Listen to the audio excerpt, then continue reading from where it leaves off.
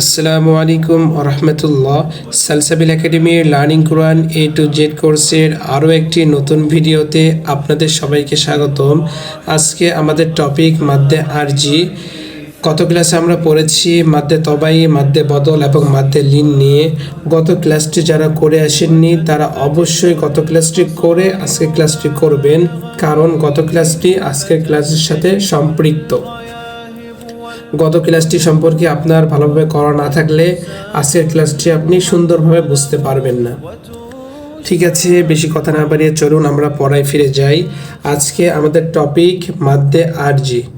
এখন আমাদের জানতে হবে মাদ্দে আরজি কাকে বলে।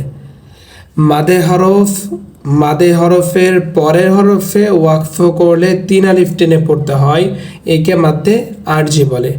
ওয়াকফ করা মানে কি? থামা। ওয়াকফ করা মানে কি?